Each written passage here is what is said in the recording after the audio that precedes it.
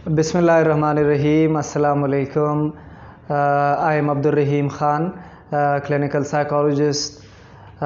जैसा कि आपको पता है, लास्ट लेक्चर में मैंने आपको साइकोलॉजी के बारे में बताया था और सारे वो जो एप्लीकेशंस थे या जो कॉन्सेप्ट था साइकोलॉजी का, वो मैंने आपसे शेयर किया था। आज के लेक्चर में मैं चाहता हूँ कि एक बहुत इम्पॉर्टेंट टॉपिक के ऊपर आपसे बात करूँ, दैट इज़ एबनॉर्मेलिटी और द कॉन्सेप्ट ऑफ एबनॉर्मेलिटी।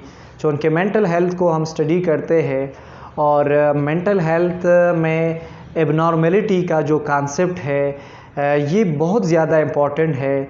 बहुत सारे लोग इसमें कंफ्यूज होते हैं। बहुत सारे लोगों को क्राइटेरिया का नहीं इल्म होता कि किस बिहेवियर को हम एबनॉर्मल के क्राइटेरिया में लेके आए, लाइक एबनॉर्मेलिटी में लेके आए, और किन किन बिहेवियर को हम नॉर्मेलिटी के क्राइटेरिया में लेके आए।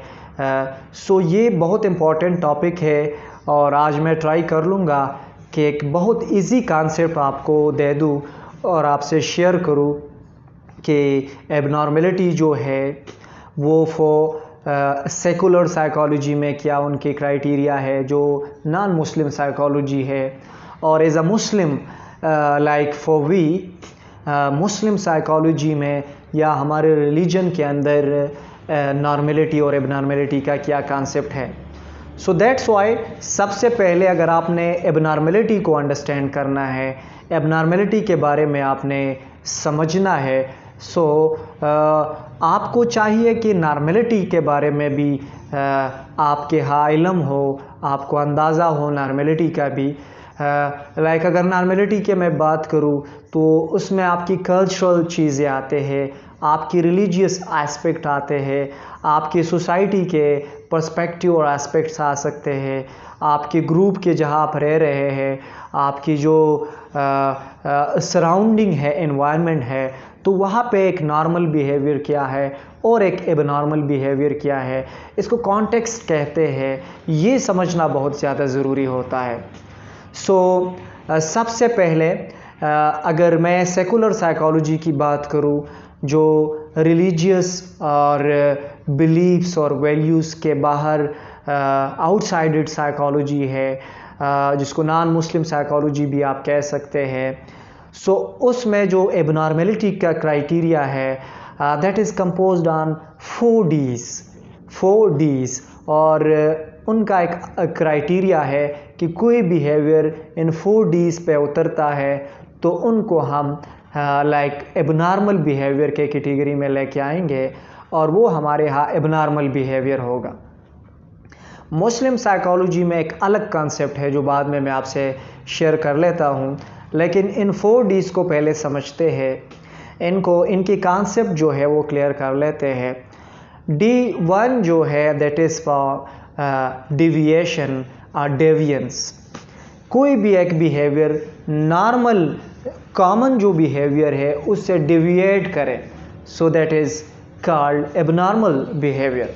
लाइक फॉर एग्जांपल, नॉर्मल एक बिहेवियर ये है कि किसी की डेथ के बाद सब लोगों ने सैडनेस जो है या खफा होना है या उनकी जो एक्सप्रेशन है या इमोशन है, so that's should be sad और समटाइम ग्रीफ का जो एक कॉन्सेप्ट है वो हो सकता है। सो कॉमन सारे सैड है, यहाँ पे एक बिहेवियर ऐसा है कि वो आता है और किसी के डेथ पे प्लेजर वाले या एक्साइटेड इमोशन में, एक्सप्रेशन, गेस्चर, पोस्चर में आता है, या ऐसे कुछ बिहेवियर वो शो करता है कि वो जो बाकी कॉमन बिहेवियर है उनसे टोटली डिविएट हो, सो दैट इज़ कॉल्ड D1 और D1 डिविएशन। अब इसमें आपने कॉन्टेक्स्ट को देखना है, आपने सिचुएशन, कल्चर, सोसाइटी को आपने देखना है, आपने रिलीजियस पर्सपेक्टिव को देखना है। लाइक एक एग्जांपल मैं आपको देता हूँ जो मोस्टली स्टूडेंट इसमें कंफ्यूज होते हैं। पाकिस्तान की किसी एक कल्चर का मैं अगर आपको एग्जांपल दूँ, चित्राल वैली में कैलाश का जो कल्चर है, तो वहाँ पे सैडनेस का जो उनके एक्सप्रेशन और उनके बिहेवियर है वो उनके कल्चर में नॉर्मल है, हमारे कल्चर में कुछ और है। लाइक हमारे कल्चर में सैडनेस है, ग्रीफ है, हमने खामोश बैठना है, हम के एक्सप्रेशन और इमोशन कुछ उस तरह होंगे। लेकिन वहाँ के जो कल्चर है तो वहाँ पे एक्साइटमेंट है, बाहर आना है और कुछ हैप्पीनेस और प्लेजर वाले चीज़ें करने हैं किसी के डेथ के ऊपर। सो ये मैंने आपको एग्जांपल दिया डिविएशन को कि आपने कल्चर कॉन्टेक्स्ट को भी देखना है और आपने कम्युनिटी, सोसाइटी और बाकी जो उनकी नॉर्म्स और वैल्यूज़ है उनको देखना है, कॉमन बिहेवियर को देखना है। अगर उनसे डिविएट होते हैं सो साइकोलॉजी और मोस्टली सेकुलर साइकोलॉजी के मुताबिक दैट इज़ डेविएशन एंड वो क्राइटेरिया एबनॉर्मल बिहेवियर के क्राइटेरिया में आता है। D2 as distress. डिस्ट्रेस का मतलब ये है कि कोई एक बिहेवियर ऐसा हो कि वो मोस्टली स्ट्रेस में हो, मोस्टली वो साइकोलॉजिकल डिस्टर्बेंसेस में हो, उनका बिहेवियर यानी वो पर्सनली भी इंटेंशन, स्ट्रेस, डिस्ट्रेस और साइकोलॉजिकल डिस्टर्बेंसेस का शिकार हो, और दूसरे लोग जो उनको ऑब्ज़र्व करते हैं या उनके जो क्लोज़ वन है, उनके जो रिलेटिव्स है, उनके जो फैमिली है, पेरेंट्स है, सिबलिंग्स है, तो उनके लिए भी ये एक स्ट्रेस और टेंशन और परेशानी वाला बात हो कि इनकी बिहेवियर को क्या हो गया है कि ये ज़्यादा टाइम लॉनलीनेस में रहता है, ये परेशान रहता है, ये सैड रहता है, ये स्ट्रेस में होता है, या ये हाई लेवल ऑफ एग्रेशन में होता है, ये किसी से बात नहीं करता। सो ये जब एक बिहेवियर में आ जाए तो D2 में आप लेके आते हैं डिस्ट्रेस में उन बिहेवियर को। डिस्ट्रेस के बाद आते हैं डेंजरस। डेंजरस मीन्स कि आपका बिहेवियर अपने आप के लिए for your own self dangerous हो। लाइक आप अपनी बिहेवियर के ज़रिए, आपकी बिहेवियर कुछ इस तरह हो कि अपने आप के लिए भी और दूसरों के लिए भी वो डेंजरस हो। आप अपने आप को हार्म करें, आप अपने आप को तकलीफ़ दें, आप अपने आप को कुछ इस तरह टॉर्चर करें फिज़िकली, और मैं भी साइकोलॉजिकली, ज़्यादा टॉर्चर साइकोलॉजिकली होता है, आप कट्स लगाए, ऐसी सारी चीज़ें। और इसके साथ साथ दूसरों को भी आप जो है ना वायलेट करें उनकी राइट्स को, और आप उनको हार्म करें, और आप उनके भी कुछ ऐसे चीज़ें करें कि डेंजरस हो। तो ये D3 बन जाता है डेंजरस, कि आपके बिहेवियर अपने लिए भी और दूसरों के लिए भी डेंजरस हो। तो ये हम एबनॉर्मलिटी की क्राइटेरिया में लेके आते हैं। D4 लास्ट जो D है दैट इज़ डिसफंक्शनल। अब किसी भी बिहेवियर को आप एबनॉर्मल नहीं, एबनॉर्मलिटी के क्राइटेरिया में नहीं ले आ सकते हैं, एबनॉर्मल नहीं करार सकते हैं जब तक वो डिसफंक्शनल ना हो। लाइक फॉर एग्जांपल एक स्टूडेंट है, वो अपना स्टडी करता है लेकिन उसने अपना स्टडी छोड़ दिया, सो ये छोड़ना इज समथिंग डिसफंक्शनैलिटी। एक बंदा जॉब कर रहा है, जॉब उन्होंने छोड़ दिया, सो उनका ये जॉब छोड़ना एज अ डिसफंक्शनल बिहेवियर। एक बंदा बिजनेस कर रहा है, बिजनेस उन्होंने छोड़ दिया, बिजनेस छोड़ना इज डिसफंक्शनैलिटी। सो ये D4 है डिसफंक्शनैलिटी। आप जब आपके बिहेवियर में आता है तो सेकुलर साइकोलॉजी में इनको एबनॉर्मल बिहेवियर कहा जाता है। सो मैं दोबारा आपसे शेयर कर लेता हूँ deviation, deviance, distress, dangerous, dysfunctional. It's a criteria of secular psychology. आप ये कह सकते हैं कि साइकोलॉजी के अंदर जो क्राइटेरिया है वो 4Ds का है।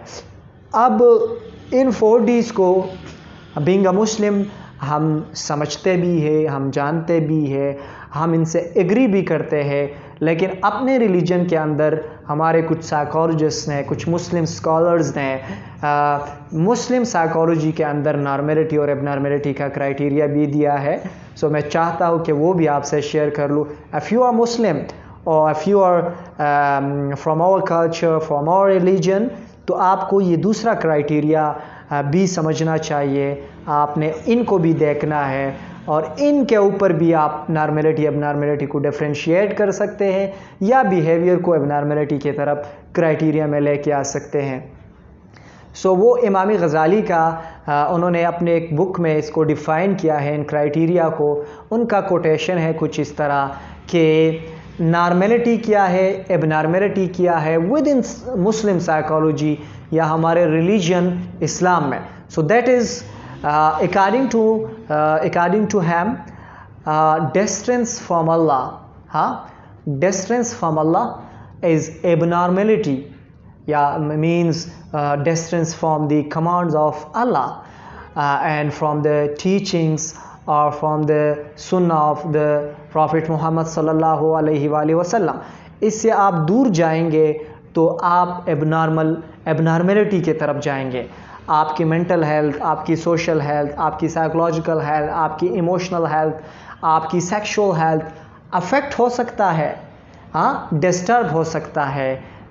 इस लाइन का मतलब ये है कि डिस्टेंस फ्रॉम अल्लाह। और दूसरा उन्होंने नॉर्मेलिटी का क्राइटेरिया दिया, so that is closeness to Allah. हाँ, closeness to Allah is normality, means के अल्लाह के जितने आप करीब आएंगे सो आपकी जो ये हेल्थ है, जितने भी इनके कंपोनेंट्स है, तो उसमें आप हेल्दी होंगे और आप एक अच्छी लाइफ, आपकी जो लाइफ क्वालिटी है वो बेहतर से बेहतरीन की तरफ जा सकती है। So it's all about normality and abnormality. Thank you so much for watching और मिलते हैं इंशाल्लाह नेक्स्ट लेक्चर में। ऐसे बहुत सारे बेसिक कॉन्सेप्ट और इंटरेस्टिंग मटेरियल्स और वीडियोस मैं आपसे शेयर करता रहूँगा इंशाल्लाह। वस्सलाम। Thank you so much.